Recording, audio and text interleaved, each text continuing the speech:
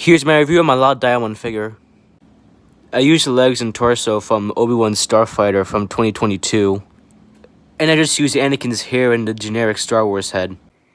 I'm giving him 10 out of 10 because he's the GOAT. Here's my review of my Steve minifigures.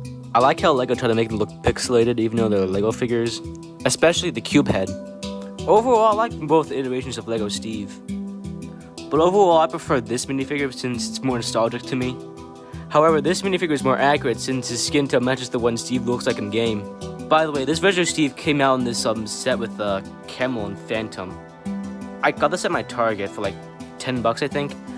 I'm not entirely sure. Comment down below. Overall, I give this minifigure a 10 out of 10. He's goated. Here's my review for my custom LEGO ARF Trooper.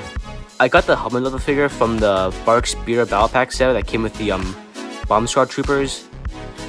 These guys right here, plus that dude, forgot his name was.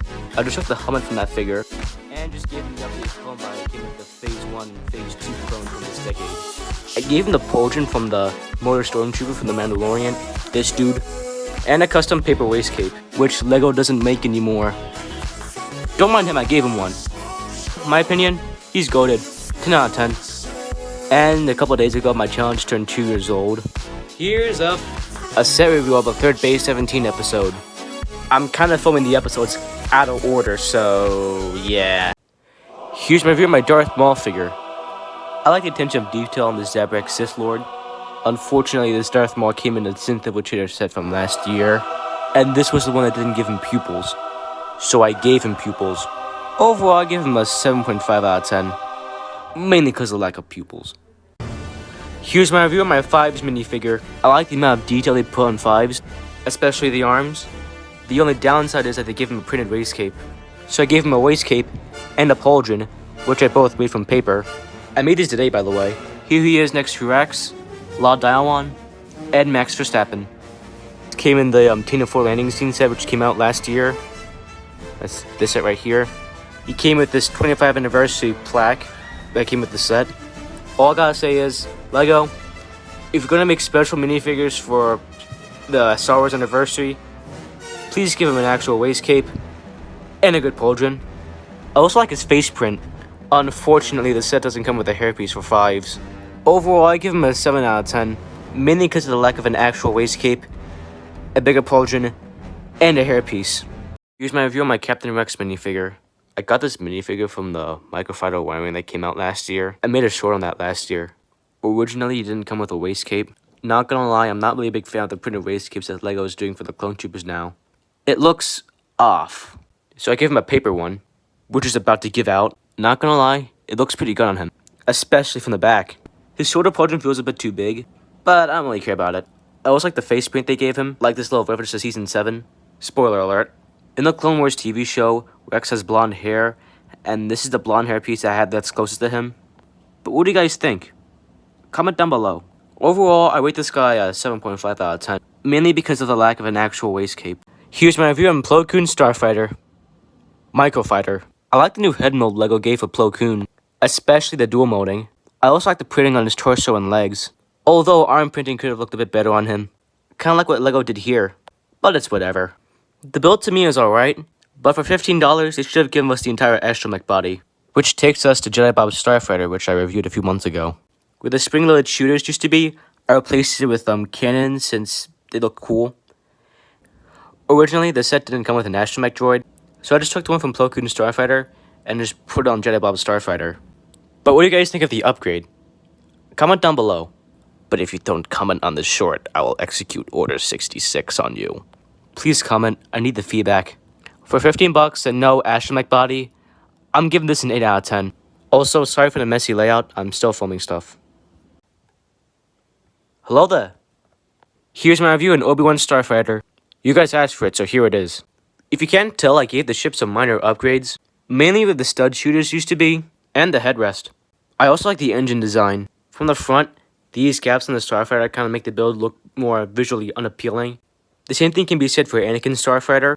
Unlike here, here's what it looks like from the top. Here's what Anakin's looks like from the top. In summary, this part of Obi-Wan Starfighter is detailed, but it's just a sticker, unlike Anakin's. Anyway, to the minifigures. I like the Jedi robe printing they gave on Obi-Wan, But I don't know why LEGO didn't give him a cape, unlike someone who also came out in the Starfighter. And he has a cape. It's also a sponge cape, so it won't crumple up. Hold on, let me try something. Okay, here we have caped Obi-Wan. Okay, we have Obi-Wan in the Starfighter. And this cape is obviously crumpled up. Now let's take him out. See?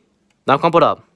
But what do you guys think? Do you think LEGO should have given Obi-Wan a cape in the Starfighter, like what they did with Jedi Bob? Comment down below. Anyway, Tan Wee.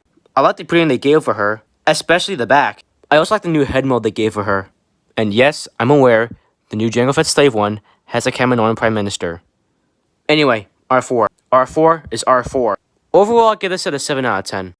Here's a look/updated review of my upgraded Jedi Bob Starfighter. The minifigs are still the same, except for the Akbar Trooper. I'd turn him into this 2020 Fied ARF Trooper. I actually reviewed this figure months ago. He just had a different waist cape. LEGO, please bring back the waist capes. It's a hell making these. Anyway, the main attraction. I give the Starfighter more guns, although the Starfighter cannot fit the rest of the droid body because of this. Unlike Obi-Wan's Starfighter, which can fit the rest of the droid body, I also moved the hyperdrive to the front and also gave it an extension. I also gave the headrest some style, cause why not? It also kind of matches up with the rear fin. And lastly, landing gear. Here's what it looks like in its landing position, but what do you guys think? Should I leave it as it is, or should I upgrade it more? I already covered the astromech head part when I was reviewing Plo Koon's Starfighter. Here's my review on the Coruscant Guard gunship. Again, you guys asked for it, so here it is. For the figure lineup, you get 2 shock troopers, a very inaccurate Commander Fox, Palpatine, and Padme. And yes, you only get these 5 minifigures in the set, and no clone pilots included, which is a shame because we could have gotten upgraded Phase 2 clone pilots. And I'm not talking about that clone pilot. I'm talking about the pilot that has the Phase 1 clone pilot helmet and the ARF Trooper helmet combined. Sadly, I don't have that minifigure, so this is the best description I can give you. So the shock troopers have to double as pilots. Now on to the minifigures.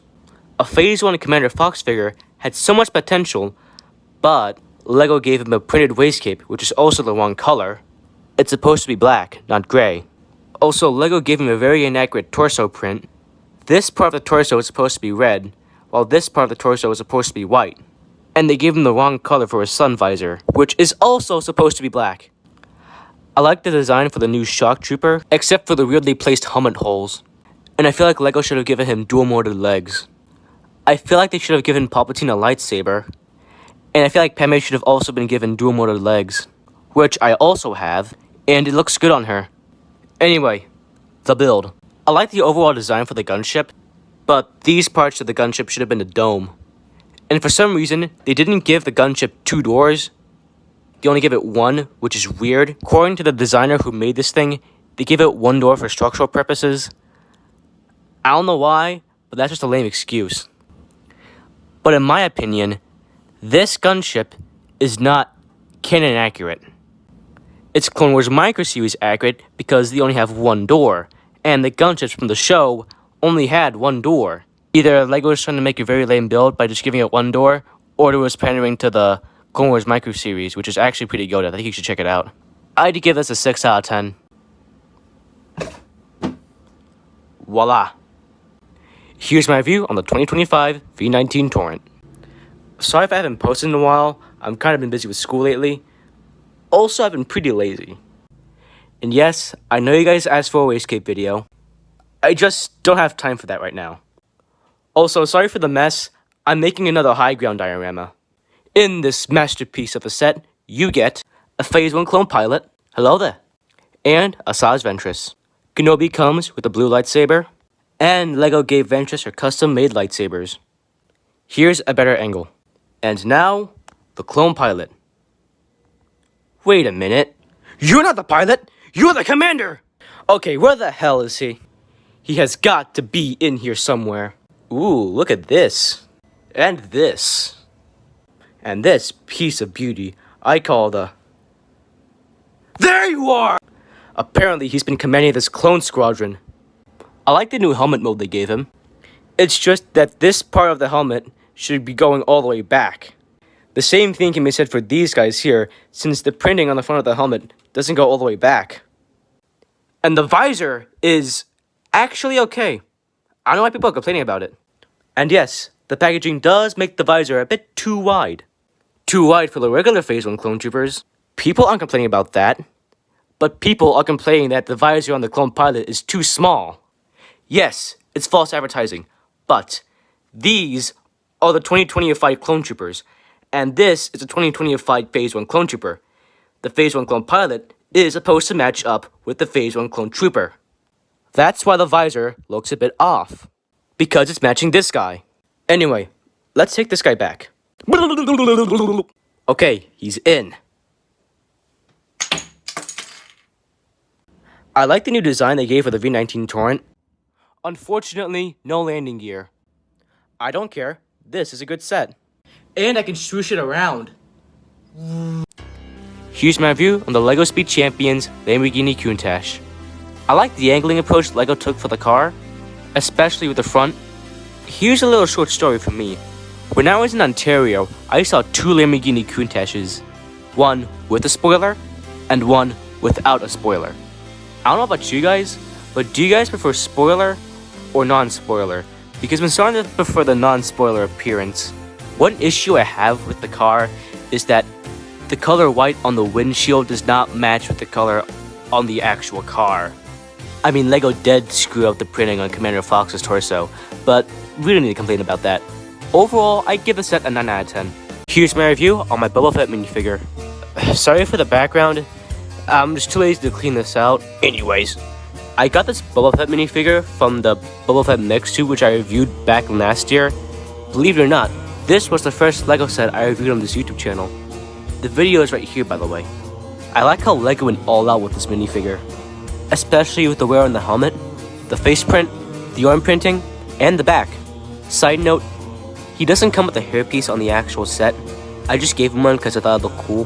But what do you guys think? Is the hair too much? Because I'm kind of liking it. On a side note, he doesn't come with this iconic arm cape, which does remove some points. But this figure is still badass no matter what. Overall, I'd give him a 9 out of 10. You're no good to me dead, Steve. Flint and Steel? Are you seriously saying that right now? In the big 25? Like, come on, bro. You can do better than that. Dude, chill out. Shut the fuck up, Cubit, or I'll blow your brains out.